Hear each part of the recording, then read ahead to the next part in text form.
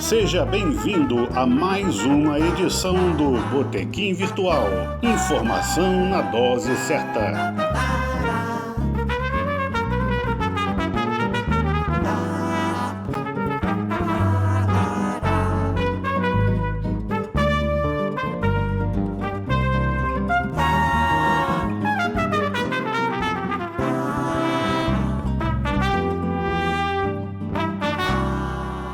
Olá, amigos e amigas do Botequim Virtual. Estamos de volta com mais uma entrevista que para vocês vai ao ar sempre às sextas-feiras, às 13 horas. E hoje estamos aqui reunidos com a Marina Neri, a Alana Gandra, o Rodrigo Otávio e o Hélio Silveira para receber uma pessoa especial, porque ele é um filósofo e professor de arte.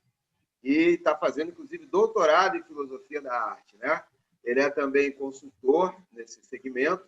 Eu acho que ele tem muitas coisas interessantes para trazer para a gente. Então, Marcelo Rocha, seja bem-vindo. Muito obrigado, Rogério. Muito obrigado a todos pela oportunidade de estar aqui com vocês. É um grande prazer. Para nós também, Marcelo. E lembrando a todos, né, que estejam curtindo o nosso programa, que curtam mesmo. Vão lá no nosso canal do YouTube, Botequim Virtual 2020, né? Faça suas inscrições e clica lá no sininho também, porque assim vocês vão ser sempre avisados quando tiver um programa novo. Se quiser visitar o nosso blog também, botequimvirtual.com, garanto que tem conteúdo interessante lá para vocês. Tá bom? Então, quem vai querer fazer a primeira pergunta para o Marcelo? Alana. Por favor, Alana. Ô, Marcelo, Sim. É uma curiosidade que eu tenho. Você, como é professor e consultor também de arte, eu queria saber sobre esses leilões de obras de arte que a gente vê. As peças são vendidas por milhões de dólares, uma coisa assim. Sim, nos grandes centros, sim.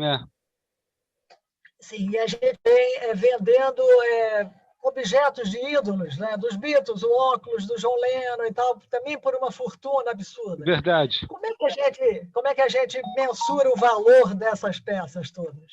Pois é, isso é muito difícil, né? Quer dizer, o valor, ele, evidentemente, ele é flutuante, né? E ele é também, existe um valor simbólico, né? Que é difícil de mensurar, né? Ao qual atribuímos também um valor financeiro, né? E essa relação entre o valor financeiro e o valor simbólico, ela é realmente algo difícil de explicar, né? E de quantificar também, evidentemente, né? Mas, enfim, penso eu, né, que a maneira como eu vejo o estudo, enfim, eu acho o seguinte, eu acho que, em primeiro lugar, o valor simbólico, para mim, é mais importante. Então, em primeiro lugar, eu acho que vale a pena entender qual o significado daquela peça, daquela obra, enfim, né, dentro do contexto artístico, né, histórico ou da nossa contemporaneidade, do nosso tempo mesmo, né? Então, isso é uma estimativa, enfim, que eu acho que é a que mais me interessa, em primeiro lugar, né, como estudioso do assunto, né? Então, assim, grandes artistas, evidentemente, recebem cotações estimativas infinitamente mais altas, né? Por que são grandes artistas? Isso é uma outra conversa, né? O que é um grande artista, o que é um artista menor, né? O que é uma grande obra de arte de alta qualidade, de altíssimo nível, de grande importância simbólica, né, para a cultura humana, né? E o que é uma obra de menos importância simbólica, né, para a cultura humana, né? Essa é uma discussão muito longa, né? Enfim, e que do meu ponto de vista, né, exige, né, um estudo, um conhecimento sobre a história da arte pretérita e recente, né, para que a gente possa entender e avaliar, né, a relação entre a obra de arte em questão, né, e todo o outro conjunto de obras de arte, né, que compõem, né, digamos, esse campo, né, que nós chamamos, né, de arte, né? As obras não estão vazias, soltas no espaço, elas dialogam entre si, né? Então, o valor dessa contribuição, né, do lugar que essa obra ocupa nesse diálogo, isso é algo que merece ser estudado e considerado com cuidado e atenção. Então, é isso que eu me proponho, inclusive, né, como professor de arte, né, como estudioso e professor de arte, né? Eu acho que a arte se aprende, sim, né? Eu acho que a arte, existe aquela frase, né, que, a meu ver, muito equivocada, né? Gosto não se discute. Não, no que se refere à arte, eu acho que há muitas outras coisas também, eu acho que sim, eu acho que gosto se discute sim. E gosto em relação à arte também, né? Eu acho que nós aprimoramos, nós educamos o nosso gosto. Tanto no que se refere, por exemplo, à apreciação dos vinhos, como a apreciação da arte também. Então, essa é uma frase equivocada. Gosto não se discute sim. E nós aprimoramos o nosso gosto. A gente não nasce com o nosso gosto pronto, em relação a vinhos ou em relação à arte, ou em relação a muitas outras coisas, na minha opinião, na minha maneira de ver, né? Então, eu acho que a gente tem que estar sempre se educando, né? Em relação aos assuntos de nosso interesse, né? Perfeito. Rodrigo? Vamos lá. Marcelo, boa tarde. Boa tarde. Parabéns nesses tempos tão difíceis, você fazer parte de duas áreas aí tão desafiadoras, né? Sempre desafiando, sempre provocativas, a filosofia e a arte. Sem dúvida, são encantadoras. Essencial. Essenciais. Concordo então, plenamente. Gostaria até desse bate-papo aqui fazer algumas provocações que eu acho que vai libertar bastante coisa. Opa, vamos lá. Antes até de entrarmos numa questão mais filosófica da arte, da precificação da arte, de Bourdieu, claro. E da reprodutividade das artes. Sim. Pegando aí carona na Alana, gostaria aqui de uma provocação, de uma pergunta, afinal, nos leilões, no que é arte, na precificação, no charlatanismo, Damien Hirst, aquele artista inglês que bota diamante na caveira, que faz pinturas... Damien Hirst, perdão. Perfeitamente. E vende por milhões. É um grande artista. É charlatão ou é um grande artista? Por quê? É um grande artista. Agora, eu gostaria de falar sobre ele uma coisa interessante. A primeira vez que eu vi uma obra dele foi há muito tempo atrás, foi nos anos 80, numa capa de revista da Flash Art. Né? E eu levei, olha, eu te juro, eu levei 20 e poucos anos, né, para criar, digamos, um juízo próprio sobre a obra do Damien Hirst, entende? Então, eu acho que não é uma coisa assim tão rápida ou tão fácil da gente apreciar, ou da gente digamos, eu acho que antes de nós fazermos juízes apressados, eu acho que nós devemos nos debruçar sobre o tema, sobre o assunto, né? E se a gente se debruçar sobre a obra do Damien Hirst, a gente vai ver que é uma obra de altíssima qualidade, né? Extremamente provocativa, extremamente difícil, né? Muitas vezes é vaca cortada ao meio, né? É tubarão embalsamado, vocês sabem, né? Enfim, é uma arte extremamente provocativa, né? Mas é uma arte de altíssimo nível, uma arte contemporânea de altíssimo nível, sem dúvida, eu não tenho mais dúvidas. As dúvidas que eu tive no começo já foram dissipadas pelo estudo que eu empreendi a respeito da obra dele. Ok. Marina, vai perguntar? Oi? Marina? Peraí. Oi. Marcelo, eu queria que você me falasse de duas coisas. A primeira seria sobre o seu curso, né? Certo, você está fazendo um curso perfeitamente, Marina. Arte contemporânea, século XXI, é isso? Arte do século XXI, que eu chamo, né? E o título é bastante autoexplicativo até, né? É um curso que eu desenvolvo há cerca de 6 anos, né? Eu venho desenvolvendo, eu criei há 6 anos e venho desenvolvendo desde 2014 esse curso, né? E ele, como o próprio título diz, ele é focado nos artistas, né, que trabalham dos anos 2000 para cá, né? E é um momento incrível da arte contemporânea, um momento maravilhoso. Porque a arte contemporânea, hoje em dia, ao contrário, por exemplo, da arte tradicional ou da arte moderna, né, que era muito centrada, né, na produção europeia, por exemplo, né? A arte contemporânea não, ela não está centrada na Europa, ela é praticada no mundo inteiro. Então, ela é como se fosse uma língua universal, digamos, onde as diferentes culturas discutem e debatem assuntos relativos, né, ao homem, né, as questões mais importantes do homem, né, a nossa relação com a natureza, por exemplo, né, que é um tema crucial do momento que vivemos, evidentemente, né, do nosso século, do século XXI, ou outros temas, como questões como por exemplo, as migrações, né, um assunto, né, candente que a gente viu aí nesse século, né, foi muito discutida, né, por artistas não apenas da Europa também, Mas, enfim, e da América, evidentemente, e do Brasil também. Mas artistas asiáticos e africanos, inclusive. Então, a arte contemporânea, hoje em dia, ela está disseminada por todo o planeta. Então, é extremamente interessante de assistirmos a esse debate internacional, sabe?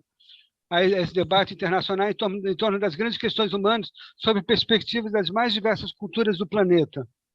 Então, a arte contemporânea vive um momento maravilhoso, na minha opinião. Sim, eu sei que é desafiador para o público, né? Mas, enfim, eu acho que o público também, né, tem que se educar, né? E essa é a minha proposta. Eu estou aqui para contribuir nisso dentro do possível, né? Eu acho que, enfim. Então é isso, Marina. Então o curso é um curso maravilhoso por isso, né? É como assistir, é quase como uma viagem pelo planeta, mas não uma viagem geográfica, sim uma viagem cultural pelo planeta, sabe? Vendo os pontos de vista, né?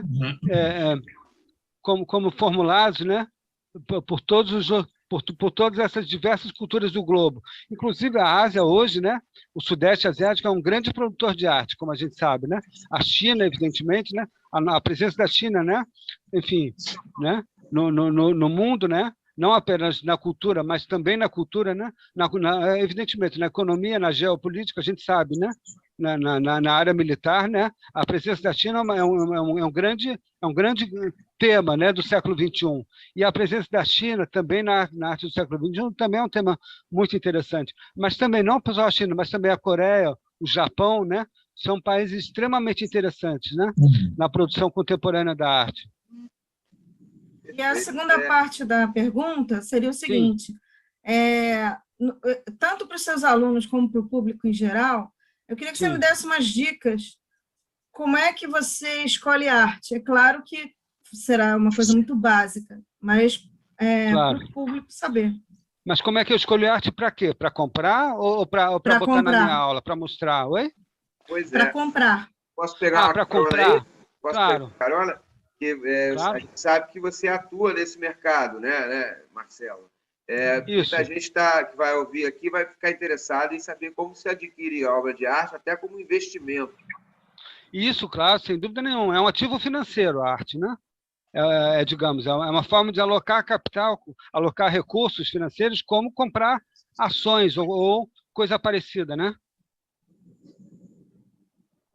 Então, você pode me dar essas dicas, assim? Olha, Mariana, eu acho, em primeiro lugar, que tem que conhecer muito sobre arte. Essa é a minha opinião, né? O meu ponto de vista. Vocês sabem, né, gente? Desculpa, eu sou um chato, né? Eu insisto no conhecimento, né? Ah, mas é chato conhecer, é chato ler livro de história da arte. Poxa, sinto muito, mas conhecimento é isso, né? Exige esforço de quem quer adquiri-lo, em qualquer área, em qualquer campo, né? Então, assim, eu insisto nisso. Quem quer comprar arte tem que conhecer muito bem. Ou seja, se informar sobre a história antiga e recente da arte, né? Por que o Damien Hirst, né, atinge esses preços, né, estratosféricos, né? E outros artistas também, né? Visitar as grandes exposições disponíveis na nossa cidade, né? A gente teve aqui no ano passado, né? A gente teve aqui a presença do Basquiat, Jean-Michel Basquiat, um grande pintor dos anos 80, americano, né? Largamente conhecido, né? Esteve presente no CCBB com uma linda exposição, né? A gente teve, mais ainda também, a gente teve a presença do Ai Weiwei, uma exposição maravilhosamente montada em São Paulo e no Rio de Janeiro depois também. Não se pode perder esse tipo de evento. Então, quem quer comprar arte tem que conhecer arte, tem que estar inteirado de arte, né? Tem que procurar ler no jornal, acompanhar, né, notícias, né, repercussões, e procurar, evidentemente, também, se possível, assistir, né, com especialistas, com estudiosos, né? Acompanhar, né? Enfim, temos a Escola de Artes Visuais, que é uma escola maravilhosa, né? Parque Lage, né? Parque Lage, exatamente. Tem, claro, o Arte do Século XXI, que é um curso maravilhoso, recomendo a todos que desejarem. Ô, Marcelo, deixa eu pegar esse ganchinho aí. Você Claro. falou da arte contemporânea. Isso. Como é que você encaixaria aí as obras dos grafiteiros, como Cobra, por exemplo? Olha, essa é uma pergunta muito direta, né? Eu sinto uma certa dificuldade de respondê-la, porque assim, eu não posso dizer que eu seja um especialista, um grande conhecedor da obra dele, entende? Então eu fico, digamos, eu fico pouco à vontade, né? Para realmente para falar realmente o que penso, né? Eu gosto de muitos grafiteiros, né? Principalmente internacionais, né? Que eu tenho acompanhado. Uma parte do século, a arte do século XXI foi dedicada. Eu tenho um módulo que é sobre os grafiteiros do mundo, né? Que são muito presentes, né? Enfim, na Inglaterra, nos Estados Unidos, na Europa também, né? Black Rat, né? E muitos outros, Levalet, né? E muitos outros. E eu gosto de muitos deles, né? Banksy, na minha opinião, é um gênio da arte do século XXI, né? E que levou realmente, né, a arte de rua, né, a um nível de arte altíssimo, na minha opinião. Perfeito. Gosto muito de JR também, então, esses são artistas que eu conheço melhor, porque eu pesquisei, eu estudei. É o que eu posso dizer, eu me sinto mais à vontade de falar bem de quem eu conheço do que de falar de quem eu não conheço muito, certo? Seria injusto da minha parte. Eu que defendo, né, tanto que se conheça bem para se proferir um juízo, né? Vou aqui, não vou ser leviano aqui de sair falando, né, de obras de artistas que eu não conheço tanto. Perfeito. Viu, a gente Alana? anuncia aqui a chegada do Randolfo no nosso botequim, Randolfo de Souza, e ele já quer fazer uma pergunta, né, Randolfo? Opa, Randolfo, vamos lá. Tudo bem. Marcelo, bom dia. Obrigado. Bom dia, boa tarde. Estou falando pelo celular, né? Só agora que eu estou abrindo o computador. Me diga uma coisa, você falou a história da arte, a convencional, a moderna e a contemporânea, né? Perfeitamente. Muito bem. Mas nesse aspecto todo, existe um fator tempo. A gente continua achando clássico a Gioconda, a gente continua sendo clássico as obras de Michelangelo, que passaram o tempo. Sem dúvida. Então, agora, como é que você vê, no momento atual, a arte contemporânea, onde a tecnologia está acima da capacidade do próprio artista de fazer alguma coisa? Quando você tem digitadora, impressora digital, aquelas coisas todas, que você pode até corrigir algum trabalho artístico. Bom, a tecnologia ela ocupa um papel estrondoso na arte contemporânea, na minha opinião. Tem artistas grandiosos, né, trabalhando com tecnologia, né? No Japão isso acontece muito, né? Artistas como Ryoji Ikeda, que teve no Rio de Janeiro, né? Inclusive, né? Fez uma instalação maravilhosa na Praia do Diabo em 2012, num evento OIR, Outras Ideias para o Rio. Todos deveriam ter visto, todos que se interessam deveriam ter visto, na minha opinião, né? E outros artistas japoneses, como Tatsumi Miyajima, por exemplo, né? É um artista muito bom, né? Que reúne, digamos, a tradição do o pensamento tradicional budista, né? Digamos, com meios de tecnologia, né? São artistas interessantíssimos, né? Trabalhando com tecnologia. E muitos outros que não me vêm aqui tão rápido à cabeça. Viu, Randolfo? Uhum. Brevemente, assim é o que eu tenho a dizer. Mas agora me diga uma coisa, essa arte contemporânea, ela vai esperar tempo como as outras para serem reconhecidas? Van Gogh foi reconhecido dezenas de anos mais tarde pelo trabalho dele. Que na minha quem? Desculpe, quem? Opinião, Van Gogh. Desculpa, eu não entendi bem. Van Gogh. Eu não ouviu sobre quem você está falando, Randolfo. Desculpa, eu não compreendi o nome da pessoa. Van Gogh. Van Gogh. Van Gogh, claro. Sim, muitos anos depois, é uma história trágica, pois é. Tudo bem, ele não foi, na idade dele, não foi já um precursor da arte moderna? Precursor da arte moderna, não da arte contemporânea, né? Mas da arte moderna, sem dúvida nenhuma. É um precursor do expressionismo, né? Que é uma corrente modernista, né? É uma escola moderna. Sim. Continuando aí nessa linha do tempo do Rodolfo Sua, misturando a filosofia também, você acha que a internet, você conseguiria explicar, dar uma amostra para os nossos ouvintes dessa coisa do modernismo, depois o pós-modernismo, e de fato a internet veio acabar com o pós-modernismo, estamos no pós-pós-modernismo, o que é mais ou menos isso?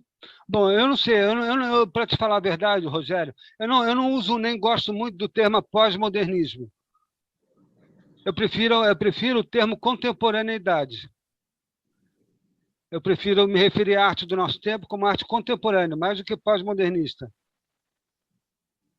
O pós-modernismo, eu acho que ele ficou muito caracterizado, né, a um certo estilo de arquitetura. Se a gente for estudar Jameson, os grandes estudiosos, né, do pós-modernismo, né, ele está muito ligado à arquitetura, né? Enfim, aos estilos arquitetônicos, né? Eu prefiro o termo arte contemporânea, né? E aí que o pós-modernismo também vinha de uma amplitude política, social, ainda da libertação das ex-colônias africanas, de muitas coisas que seria aquela coisa que não entraram no modernismo, tipo feminismo, demandas identitárias, estavam no pós-modernismo, exato, representados na arte em um certo vetor. Mas a internet mexe com tudo isso, mas a internet continua contemporânea. Olha, na minha opinião, sim. Na minha opinião, a gente continua na contemporaneidade. Eu acho que a gente entrou na contemporaneidade em termos artísticos, né? Ali em algum lugar que ainda não está exatamente estabelecido, né? Não há um consenso estabelecido sobre quando começa a arte contemporânea, né? Mas há quem diga que começou no início dos anos 60, há quem diga que começou no final dos anos 50, né? Eu acho que a gente permanece ainda dentro digamos, do quadro conceitual que foi estabelecido nessa época, né? Marcelo, aproveitando o gancho aí da internet, a gente tem visto a proliferação de cursos na internet, cursos da história da arte e tal. Você acha que isso daí ajuda mais ou atrapalha, já que, na sua opinião, arte, gosto se discute, né? Sim, sim, sim. Eu acho a internet maravilhosa, né? Ela me ajuda muito a viajar pelo mundo, né? E conhecer artistas do Japão, da Coreia, da China, né? Enfim, então eu acho um instrumento maravilhoso, né? A internet. O YouTube, enfim, e o Google, acho maravilhosos. Acho que é um momento incrível que a gente vive, né? Realmente, eu dou aqui uns cliquezinhos e eu sei o que está acontecendo no mundo inteiro. Eu acho isso maravilhoso. Eu acho que isso é uma forma maravilhosa de difundir, digamos, esse grande fórum internacional que eu acredito que a arte contemporânea seja, né? Então, eu acho a internet maravilhosa. Acho que ela só ajuda, ela bem operada, né? Evidentemente, né?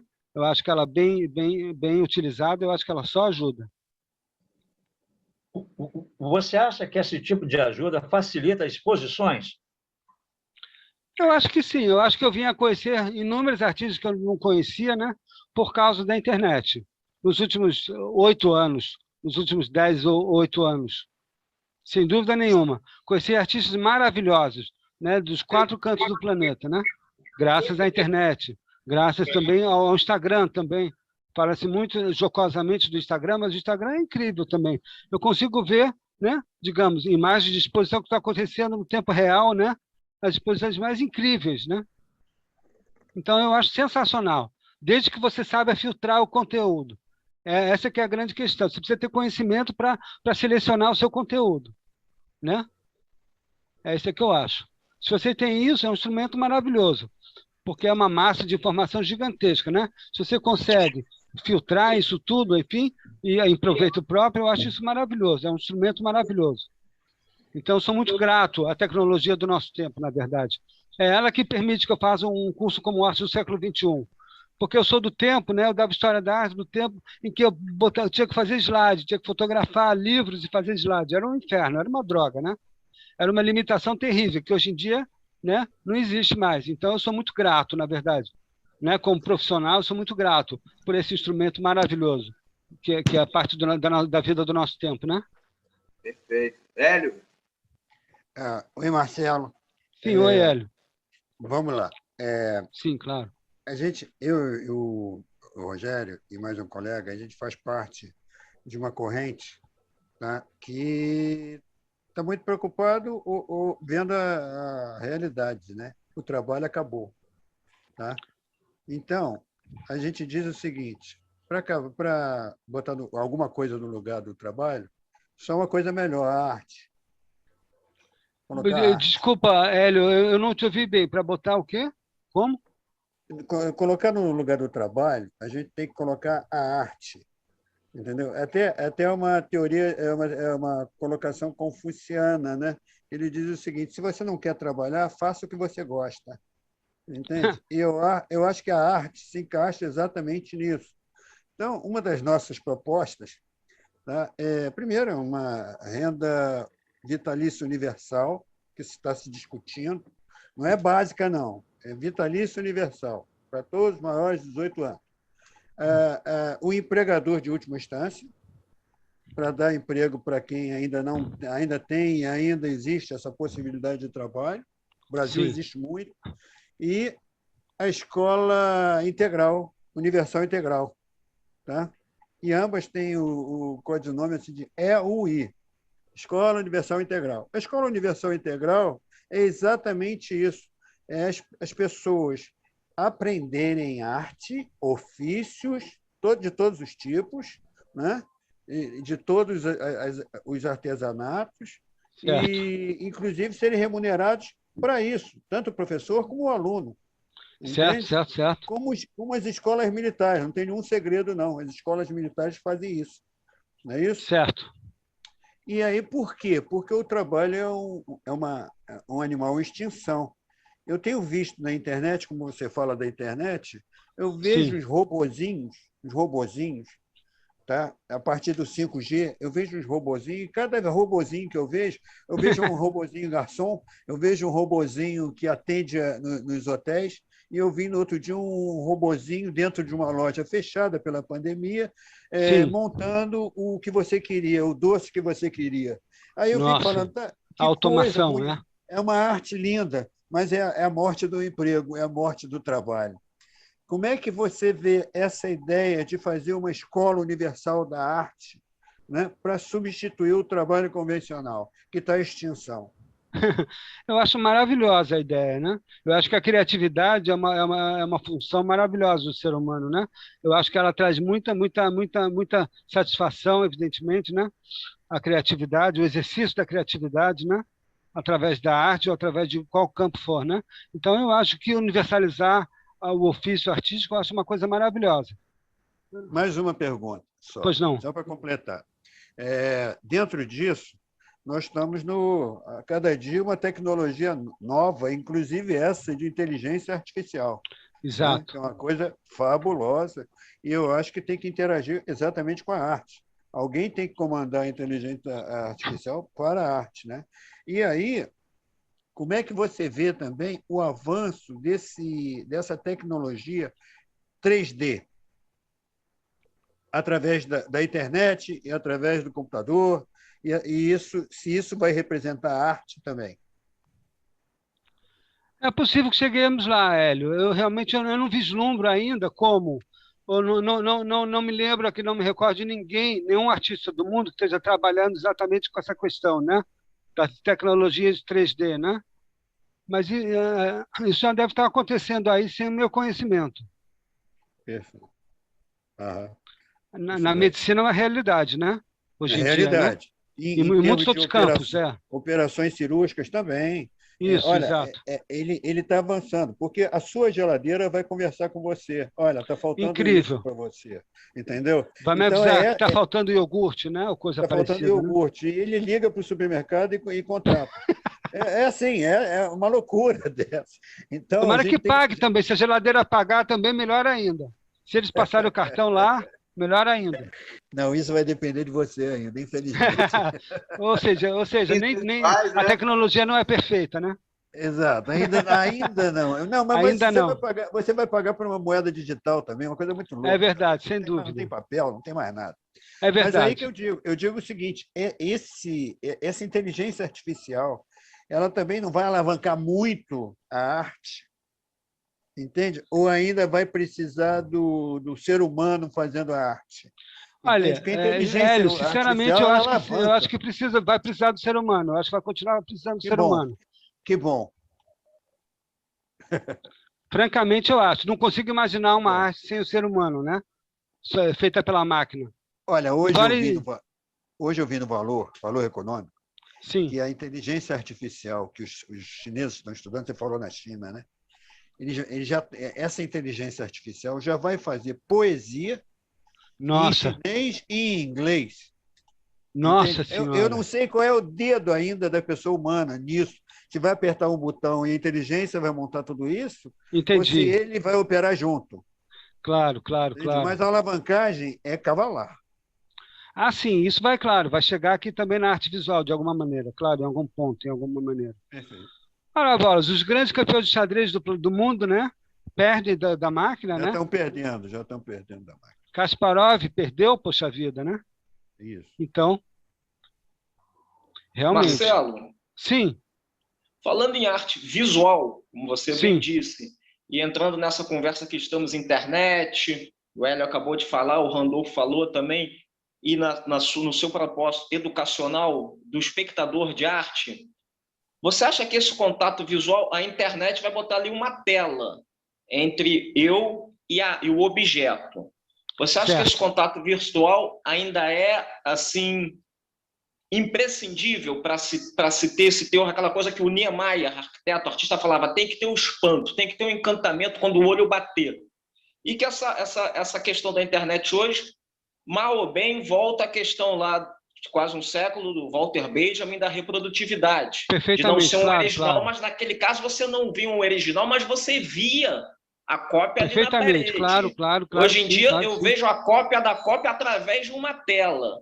Você acha que isso ainda dá para trazer fortes sentimentos ao visitante, a quem vê? Sinceramente, e se apaixonar pela arte? Acredito sinceramente que sim. Porque antigamente, antes da tela, eram os livros, eram as fotografias. Porque nem sempre se podia viajar, né? Para ver as obras diretamente, né? Então, assim, é a mesma coisa que perguntar. Você pode fazer uma formação visual através de uma boa biblioteca? Acredito que sim. Sinceramente, acredito que sim. Eu fiz isso. A minha primeira viagem internacional foi em 1997, que eu visitei Nova York pela primeira vez.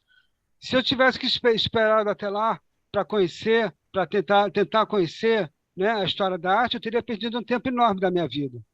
E eu acho que isso, eu acredito sinceramente, né, pela minha experiência como professor e como autodidata também que fui, né, nesse campo, né, acredito sinceramente que dá para aprender tanto com imagens fotográficas como com a tela da internet, a tela do computador, sinceramente. Depois, é claro, ver ao vivo é muito melhor, né? É claro, né? E hoje em dia as viagens ficaram muito facilitadas, né? Não hoje em dia, né? Por causa da pandemia, evidentemente. Mas, enfim, nos últimos 30 anos, né? Fez parte, né? Viajar pelo planeta se tornou muito mais fácil, evidentemente, né? Do que era antigamente. Você tinha que pegar um navio que demorava 2 meses para chegar na Europa. Né? Hoje em dia você pega um avião que demora 11 horas. Então, é claro, mas isso tudo tem um custo. Nem todos podem fazer isso desde cedo, né? Então, eu, sinceramente, eu acho que não se deve esperar o momento de ir para ver os museus, não. Eu acho que tem que começar a ver logo. E, claro, e ler, e tentar entender o significado daquilo, né? Também, né? É muito importante, porque eu não acho que seja só uma questão visual. Eu acho que é também uma questão de cognição, de entendimento do significado daquela obra, do que aquela obra realmente quer dizer, né? Eu acredito nisso também. Então, até por isso, eu acredito que, sabe, que não é uma barreira a tela. Eu poderia aqui descrever alguns trabalhos, por exemplo, que são, digamos, apreciáveis sem serem sequer vistos, por uma mera descrição, por exemplo.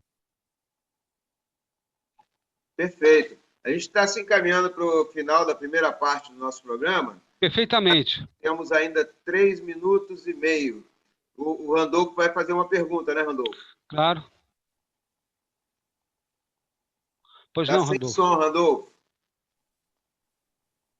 Está ouvindo agora? Agora sim. Bom, muito bem. Na realidade, você como professor deve estar vendo e vivendo essa mudança, essa transformação que vai ter no ensino com o advento da internet. Sem dúvida nenhuma, um impacto brutal, um impacto enorme. Pois é. Então, os currículos de faculdades vão ser alterados, tem que ser alterado, tem que ser atualizados também. Agora, no caso da arte, por exemplo, o que vai se destacar é muito mais um programador de computador, porque ele pode bolar um programa de fazer o que ele quiser. E o computador vai fazer para ele. Desculpa, Randolfo, eu não entendi exatamente a sua pergunta. Você pode repetir? Um bom programador de computador, como o próprio Hélio falou agora, que já estão fazendo poesias em computador, é o computador que está pensando, claro, o pensamento possibilitado pelo próprio homem que colocou a possibilidade de pensar. Mas isso não pode ser também feito na arte? Por exemplo, um programador, chegar, eu quero programar que você desenhe a Baía de Guanabara de uma maneira completamente diferente, que pareça um rio e não uma baía. Ele não pode fazer isso por mim? O programador? Eu não conheço bem a profissão do programador, mas se puder, enfim, resta saber se vai ser uma boa obra de arte ou não, né? Exatamente. Aí a avaliação aí é outra questão. Visual. É visual a avaliação, né? Eu acho, eu tenho para mim que é visual e cognitiva também. Eu acho que se leva pouco em consideração que as obras de arte elas são também são objetos de compreensão, a serem compreendidos e não apenas vistos. Eu acho isso uma coisa mal compreendida. Eu faço uma curiosidade, Marcelo. Você Pois não, estuda Rogério. arte, mas você arrisca também a produzir arte? Olha, Rogério, eu fui artista realmente durante muitos anos. Fiz várias exposições, né? Depois eu entrei na faculdade de filosofia e a minha filha nasceu também, né? E o tempo encurtou, sabe? Então eu fiquei mais dedicado nos últimos anos realmente ao estudo, né? Da filosofia. Estou terminando meu doutorado, né?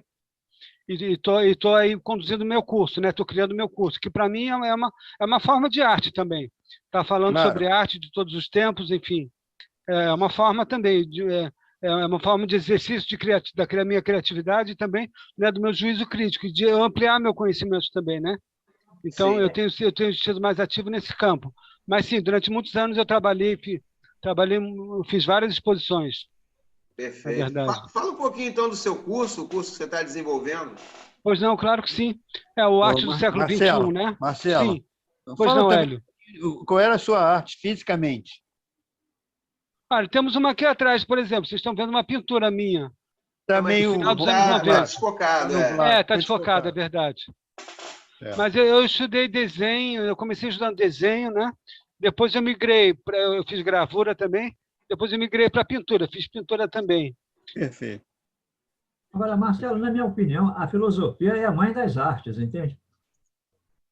É uma maneira de falar, sem dúvida, Randolfo. É uma maneira de falar, sem dúvida nenhuma.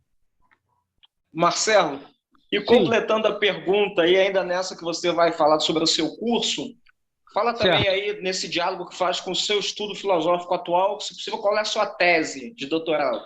Perfeitamente. A minha tese ela é baseada no pensamento de um filósofo americano muito, muito bom e muito importante, que se chama Arthur Danto. É um grande pensador, né? Um grande filósofo e também um grande conhecedor de arte. Coisas que nem sempre coincidem. No caso dele, coincide perfeitamente. Ele é um grande erudito das artes, mas é também um filósofo de primeira linha, né? E ele busca estabelecer uma separação entre a arte contemporânea e a arte moderna. Um tema muito interessante, né? Realmente. Então, a questão da datação e da periodização da arte contemporânea, por exemplo, é uma das questões dele. Falando do teu curso, Marcelo, inclusive porque muita gente pensa a arte, né? Desde Aristóteles, Platão. Acredito que você fale um pouco disso lá. Sim, claro, sem dúvida, sem dúvida, sem dúvida. Sem dúvida nenhuma. No meu curso, né? Não, o meu curso, na verdade, ele não está falando de Platão e Aristóteles, não está falando de filosofia clássica, mas eu tenho abordado de uma maneira muito interessante, no meu modo de ver, é claro, né? Digamos, a arte contemporânea a partir, por exemplo, dos pré-socráticos, dos pensadores pré-socráticos. Então, o tema da minha aula inaugural, por exemplo, é o tema água. Que aí a água, na verdade, digamos, faz parte da história da filosofia, né?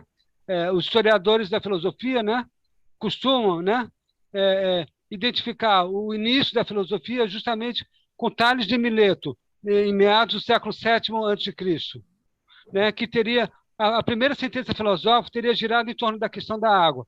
Tales de Mileto teria dito o seguinte: teria dito que tudo vem da água. Não é à toa que os gregos criaram um deus para o mar. Sem dúvida nenhuma. Os gregos são maravilhosos, né? Os filósofos gregos são maravilhosos. A filosofia grega é uma coisa maravilhosa. A arte grega também, é claro, né? Mas então Tales teria dado início à filosofia, né? Com essa sentença. Uma sentença muito instigante, né? Por inúmeros aspectos, né? Primeiro, por romper, né? Digamos, com as cosmogonias, com as narrativas cosmogênicas tradicionais, né? As narrativas cosmogônicas tradicionais, né? Todas as culturas humanas, né? Elas tendem a criar narrativas, né, que explicam ou descrevem, né, o início do cosmos, o início do universo, né? E a maioria dessas narrativas principiam colocando um Deus no início, o Deus X ou Y, né? De tal ou qual cultura, de tal ou qual povo, né? Criou um mundo de tal, dessa ou daquela maneira, né? Os gregos rompem com essa tradição. Eles não colocam mais um Deus no princípio das coisas, eles buscam um elemento material, no caso, a água. E depois vão variar esse elemento, né? Vamos dizer, é um debate, né? A filosofia pré-socrática é um grande debate. Vai haver depois dele, de Tales, vai haver Anaxímenes, que vai dizer, não, o ar é o princípio de tudo. Depois o grande Heráclito vai falar, não, o fogo é ar, que é o princípio original das coisas. Então é um debate maravilhoso. Eles inventam a filosofia em si, inventam também esse campo da filosofia que eu sempre achei maravilhoso, que é a filosofia da natureza, né? Buscando, então, um princípio do cosmos, do universo, que seja imanente, não transcendente à natureza, né? Buscando dentro da natureza esse elemento principiador de tudo, né? Eu acho isso belíssimo, né? É um materialismo, né? Mas digamos, é o aspecto mais nobre que se pode, nobre, né? Da palavra materialismo, né? Materialismo é uma palavra feia, né? Que muitas vezes a gente associa apenas ao amor pelo dinheiro ou pelas coisas materiais. Não, materialismo tem, digamos, um ângulo muito nobre, que é esse que os negros deram ao termo, na minha opinião, né? Então a água está lá no princípio de tudo, né? No princípio da filosofia. E se a gente pode até pensar aqui, testar essa frase, uma vez que é uma frase de filosofia, né? Ora, Tales diz que tudo vem da água. Espera aí, alto lá, né? Se a gente quiser testar o limite, a gente pode pensar o seguinte: o sol não veio da água, as estrelas não vieram da água. Sim, é verdade. Há nessa frase, em algum grau, um certo grau de equívoco, de erro, né? De inexatidão. Né? Mas que inexatidão maravilhosa, eu diria. Que erro espetacular que Tales comete, né? Porque se nem tudo vem da água, realmente, é fato, né? Ora, toda a vida vem da água, isso a gente sabe hoje, isso é uma verdade científica, né? Os astrobiólogos, né? Que procuram vida fora da Terra hoje em dia, né? A primeira coisa que eles procuram é vestígio de água em algum estado, né? Então, se tem água em estado sólido, líquido ou gasoso, né? Digamos, é a condição primária da existência de vida, né? Então, que erro maravilhoso. Tá, nem tudo vem da água, mas toda a vida vem da água. Eu gostaria de ter cometido esse erro. Eu me sentiria muito orgulhoso de ter proferido esse equívoco, entende? Quer dizer, eu quero dizer que é uma sentença maravilhosa, ainda que contenha algum grau de inexatidão nela, né? Então, é uma sentença muito apreciável, muito bonita, na minha maneira de ver, né? E toda a sequência do debate dos pré-socráticos também é muito bonita, uma sequência muito bonita, né? Em se tratando de água e pescaria, como estamos no botequim, não podemos esquecer da água que o passarinho não bebe e da sardinha frita. E passando, então, a bola para o nosso gourmet, Randolfo. Vamos lá, Randolfo. Ô, Marcelo, no teu curso, é uma das coisas que a gente sempre escutou ao longo do tempo, que tanto arte como filosofia são temas elitizantes. Mas temos o quê? Perdão? Elitizantes. Elitizantes? Isso na conceituação popular, né? Agora, você tem arte popular, você tem filosofia popular, que deveria ser realmente tratado com devido atenção. Porque você, às vezes, escuta dentro de um trem lotado da Central do Brasil uma frase... coisas maravilhosas, sem dúvida nenhuma. Coisa que se grava na cabeça que você não vai esquecer nunca. Sem dúvida nenhuma. Sem dúvida nenhuma. Eu estou aqui com uma na cabeça, você acabou de me lembrar de uma. Eu vi de uma enfermeira maravilhosa do Hospital Miguel Couto, né? Que eu infelizmente tive lá recentemente por problemas de saúde, né? E eu ouvi uma frase linda, maravilhosa, dita por uma enfermeira numa certa situação, numa certa ocasião. Ela viu uma cena acontecendo e ela sintetizou a cena. Ela falou assim: era um senhor que estava chegando numa maca e tinha que ser transferido para uma cama em uma enfermaria. E esse senhor estava muito fragilizado. Ele não conseguia passar da maca para a cama. Mas aí o maqueiro, né? Ele foi lá e ajudou, né? E um médico que estava lá perto também foi lá e ajudou. E aí a operação correu bem. Aí essa enfermeira maravilhosa, ela soltou assim: quem tem amigo, tem tudo. Eu achei lindíssimo aquilo. Ela sintetizou maravilhosamente bem a situação e pura sabedoria popular. Eu carrego isso comigo, depois de ter saído do hospital. Aliás, obrigado, Miguel Couto. Salvaram minha vida. E há muitas outras, é claro, né? Agradecemos ao Miguel Couto, ao SUS e todo o sistema público. Ao SUS, viva o SUS, exatamente. Ao né? SUS, exatamente. As universidades públicas, exatamente. Exatamente. E a ciência pela vacina. Oi? Claro. E a ciência pela vacina, porque a proposta seria de 4 a 5 anos para sair essa vacina. Veja você. Bem ou mal, elas estão aí. Graças a Deus. Sensacional, Graças né? a Deus. Sensacional. Viva a ciência, sem dúvida nenhuma. Viva a ciência humana, né? Viva a parte racional do ser humano, né? Existem outras partes também, é claro, afetivas, né? O inconsciente e tal, como diz Freud, né? Mas viva a racionalidade humana, né? Realmente, não podemos abrir mão disso. E a Terra redonda. E a Terra é redonda, mas muito bem colocado, Hélio. A Terra é redonda. E a vacina funciona assim, ninguém virou jacaré. É isso mesmo, Hélio. Show de bola, né? Ninguém vai virar jacaré, jamais. Exatamente. Marcelo, pois não. Ainda sobre os seus estudos filosóficos, o doutorado, que é mais contemporâneo, esse filósofo que você estuda, e os colegas dele mais contemporâneos, onde é que na filosofia da arte entra o Deus-mercado e o quanto esse Deus-mercado impede uma certa arte popular que nós estávamos aqui falando? Certo, olha, eu não sei se a filosofia ela se debruça realmente sobre esse tema do mercado. Nunca vi. Fora um outro comentário fortuito, a filosofia não dedica muito tempo, digamos, a uma reflexão sobre o mercado, né? Sobre os agentes de mercado, eu acho. Penso eu, né? Até onde eu pude ver, né? Então, e a questão é a seguinte, eu acho que a arte popular, eu acho que ela tem uma questão, né? Não sou um grande conhecedor também, mas eu gosto muito de entender as coisas pelo seu encadeamento histórico, né? E a arte popular, talvez ela careça um pouco dessa organização histórica, historicizante, para que eu possa entendê-la melhor. Eu sou um viciado em história, né? Adoro filmes históricos, adoro reflexões históricas, né? E gosto de entender as coisas pelo seu aspecto histórico, né? Como começaram, por que se desenvolveram, em que sentido, né? O Marcelo, esse carecer é um pouco também para aquela coisa que eu acho que Bourdieu falava, que a arte popular nunca foi dado espaço de lugar de fala, né? Até pela valorização. Talvez, Rodrigo. Né? Talvez, Rodrigo. Acho que sim. Acho que sim. Acho que ela carece de um estudo mais cuidadoso, mais afetuoso também, eu acho. Acho que mais... Sim. Acho que ela carece disso, sim. Eu acho que uma parte muito, muito interessante desse tema, por exemplo, veio à tona, por exemplo, com a produção do Hospital Danísio da Silveira, né? Aquela produção que veio à tona. Exatamente. Né? É muito interessante, né?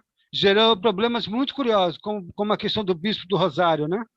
Uhum. E outros, né? E outros ali. Esse é um viés interessante para pegar, por exemplo, o tema, né? Pensar o tema, né? Também não sou um estudioso, um grande conhecedor, né?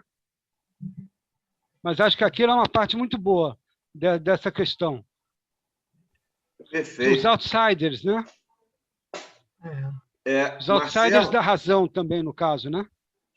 Sim. Fantástica a experiência da doutora Anísio, né? Museu do Inconsciente, né? Exatamente. Eu queria insistir nessa questão aí da tecnologia, né? Eu tenho uma frase que foi atribuída ao Picasso, não sei se eu estou cometendo aqui um erro, mas o Picasso dizia o seguinte, que se você pega um selim de bicicleta e o guidão e forma a cabeça de um touro, isso é arte. E se você faz o contrário também, daquela escultura você faz uma bicicleta, também é arte. Muito boa. Você acha que o computador pode fazer isso? Não acho não. Acho que isso é uma operação intelectual. É uma operação também simbólica. Sabe? Eu acho que esse universo simbólico, acho que ele pertence a nós humanos, não ao computador. Ainda bem. Acho ainda que o computador não faz operações simbólicas. Ele não tem inconsciente também, sabe? Ele não tem a capacidade de ajuizar criticamente, eu acho. O Marcel Duchamp tem a capacidade de ajuizar criticamente e inventar o ready-made. E o Picasso também tem. E Andy Warhol também, e outros grandes artistas, Ciro Meirelles, né? o grande artista brasileiro, né, do momento, né, também tem essa capacidade. Acho que o computador não tem essa capacidade ainda. Acho que ele pode ganhar do Kasparov lá no xadrez, mas eu não acho que ele possa dar esse próximo passo no campo da arte, ou no campo da poesia, ou da filosofia. Acho muito improvável isso. Não tô dizendo que não. Vou acompanhar atentamente de espírito aberto. Prometo isso. Mas enfim, mas eu não apostaria minhas fichas nisso. Marcelo, Felizmente. Na fotografia já tem um exemplo. Na fotografia, a gente já tem um exemplo disso. Antigamente, um fotógrafo pegava a máquina dele e ficava olhando, esperando o momento para apertar o dedo para tirar aquela fotografia. Verdade. Ele, na cabeça. Hoje não, aperta o dedo ali, vai filmando aqui, depois ele escolhe. É verdade. A fotografia foi profundamente impactada, né? Também pela transformação tecnológica, né? Que a gente atravessou, que a gente vem atravessando, sem dúvida nenhuma. Marcelo, você falou que gosta de história, né? Sim. Você vê a destruição pelo Estado Islâmico de peças e sítios arqueológicos históricos e estátuas que remetem à Era Síria, por exemplo? Acho aterrador, né? Acho uma coisa feíssima, evidentemente. É uma ignorância, né? Eu odeio a ignorância, sabe, Alana? Eu acho que isso, para mim, é um atestado de ignorância. É colar assim na testa. Eu sou um idiota. Algo parecido assim, sinceramente. Isso não tem de ser refeito, né? Não tem, até porque aquela cultura não existe mais, né? Então, ora, francamente, né? Isso é terrorismo, né? Terrorismo cultural, né?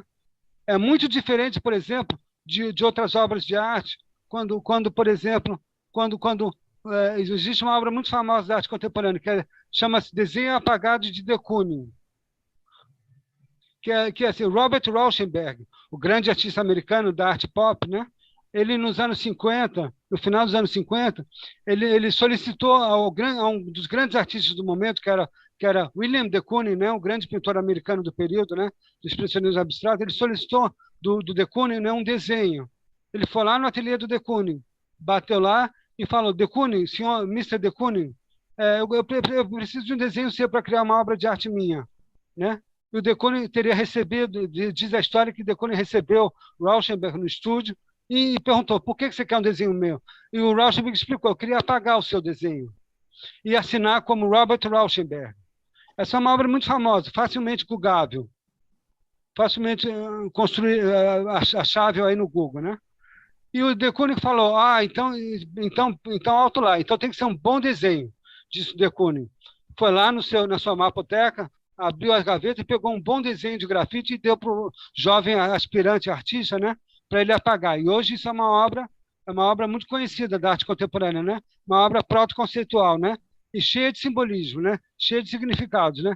Quer dizer, de Kooning era o artista a ser ultrapassado pela nova geração. É isso que, a meu ver, Rauschenberg queria dizer ao apagar um desenho do de Kooning. Certo? De Kooning é o ícone do momento. Então, o que é ser novo? Ser novo é ultrapassar de Kooning, quer dizer, né? E apagar o desenho é uma forma simbólica, né? Ele apagou o desenho, assinou Robert Rauschenberg e emoldurou. Isso é uma obra maravilhosa, proto-conceitual, né? A arte conceitual ainda não existia como movimento, né? Mas é uma obra em que a ideia, né, e o significado dela são mais importantes do que o seu resultado plástico, visual. Ou seja, não é uma obra para ser fruída esteticamente, pela sensação, pela visão. É uma obra a ser compreendida. Né? É uma obra que exige a nossa cognição, nosso entendimento. É isso que eu queria dizer, né? Com a obra de arte nesse momento, não mais um objeto estético, mas um objeto semântico, um objeto que carrega significado, que é a arte porque traz um significado, e não porque é apenas bonita. O belo já tá em questão há muito tempo. Muito importante isso, muito importante. Sem dúvida, para esses novos tempos que a gente está vivendo, né? Fundamental. Eu poderia citar mais uma dúzia de obras que são, digamos, descritíveis, como eu fiz com a do de Kooning, e perfeitamente compreensíveis pela descrição, fruíveis, digamos. Nós, humanos, podemos usufruir da obra de arte pela sua descrição, digamos, não apenas pela sua visualização, Por isso que eu digo, né, que a obra não é mais um objeto estético, como foi no passado, ela é um objeto também cognoscente, que aprendemos pela nossa cognição, pelo entendimento, não apenas pela visão, né? Estético vem da palavra grega aesthesis, né, que quer dizer sensação, né? As obras contemporâneas nem sempre são fruíveis mais pela sensação, são fruíveis pelo entendimento, pela cognição. Isso é uma característica, né, da arte contemporânea. Enfim, boa parte da arte contemporânea, não a totalidade, mas uma boa parte da arte contemporânea, né? Espetacular. Randolfo. Arthur Danto, eu apenas o cito aqui. Marcelo. Ele é que formulou em palavras muito bem formuladas, né? Que eu tive o cuidado de procurar lê-las com cuidado para poder falar sobre elas, reproduzi-las da maneira menos imperfeita possível. Então, devo a Arthur Danto essa clareza de linguagem. A César o que é de César, não é? A Danto o que é de Danto, né? Ao filósofo o que é do filósofo. Pois não, Randolfo, pode continuar. Dentro da linha do que você está falando, realmente, eu tenho na minha casa um quadro que é aquela ferrovia, aquele trem de Morrete.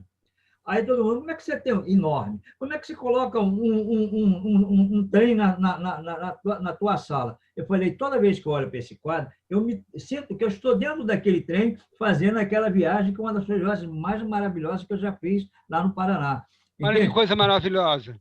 Então, é isso. A carga de significados que esse objeto traz para você, imagino que seja enorme, que seja imenso, né? Com certeza. Eu fui lá comer um prato maravilhoso lá embaixo, Paranaguá, e peguei aquele trem. Agora, sensacional. Dizem que é lindíssimo, realmente. Já ouvi falar dessa estrada. Me diz uma coisa. Qual é a formação para um crítico de arte? Eu trabalhei num jornal por mais de 30 anos, que era o Jornal do Comércio, que tinha leilões de arte. Então, e alguém assinava aquelas obras. Por onde está, essa obra é assim, assado, mereceu assim, assim, assado. Eu perguntava quem fazia aquilo. Nunca ninguém me disse quem fazia aquela avaliação. Não entendi por quê. Então, eu queria saber de você que é um estudioso nesse assunto, como é que se pode dar validade a uma recomendação por quem? Qual a formação que esse crítico tem? Porque hoje em dia você vê crítico de música que não sabe nem uma clave de sol, nem uma clave de pá. Eu não compreendo isso. Eu não compreenderia isso. Um crítico que não conhece arte. O crítico tem que ser um profundo conhecedor de arte, da sua história, passado e atual, da arte do nosso tempo, sem dúvida nenhuma. E, a meu ver, mais do que isso, né? Deve conhecer os grandes debates intelectuais acerca da arte, né? Da nossa atualidade, né? Como, por exemplo, né? A voz de um filósofo como Arthur Danto, eu acho fundamental, que era, aliás, um crítico de arte grandioso. Tem que ser filósofo, né? Além de filósofo, é. Bom, eu acho que sim, eu acho que melhor se for. Porque a filosofia é uma coisa maravilhosa, ensina a gente realmente, né, viva. Sou muito agradecido aos meus grandes professores da UERJ, do Departamento de Filosofia. Aprendi muito com eles, tive grandes professores ali de filosofia, né? E esse governo quer acabar com a UERJ, hein? Deus que me perdoe, pelo amor de Deus. Pois é. Quer acabar com a filosofia? Não podemos deixar. Com a sociologia, com a história. Pelo amor de Deus, claro, claro. Eles querem acabar com toda a inteligência que há no mundo. Pois é. Bom, meus amigos, estamos encaminhando para o final de mais um programa e agradecendo aqui a presença de todos. Alguém quer fazer mais alguma pergunta? Eu gostaria de fazer uma pergunta, se ainda tiver tempo. Vai, meu caro Marcelo, Rodrigo. Pois não, Rodrigo. Principalmente os artistas e os filósofos, voltando àquilo que a gente começou falando, dizem que esses momentos de grande crise são momentos maravilhosos para a criação artística. Vivemos uma crise total esses tempos. Para onde você acha que... E apostamos, obviamente, no renascimento. Para onde você acha que a arte vai nos levar? Para onde que a gente vai? Para onde que a arte pode nos dar a mão? E você acha que a arte, a Alana falou de história, vence o mercado? Que ela é mais velha que o mercado.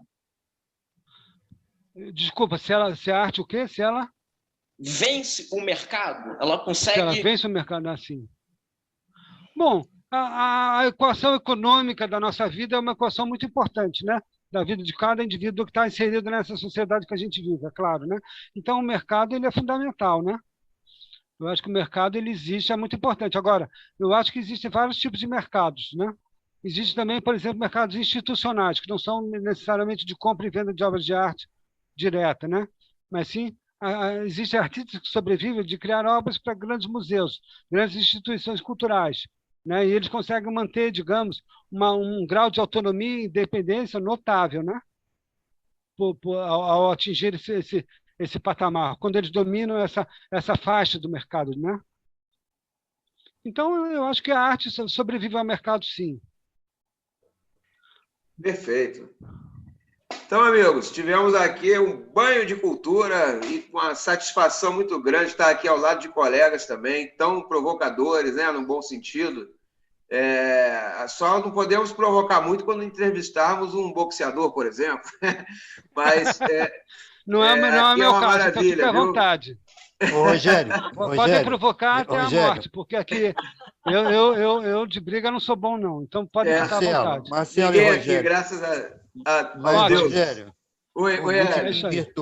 o botequim virtual, tudo é possível, até provocar o Maguila.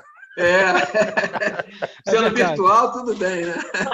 Virtual, tudo bem. Essa vantagem, né? Virtual pode. Sem dúvida nenhuma. O botequim pode, virtual pode.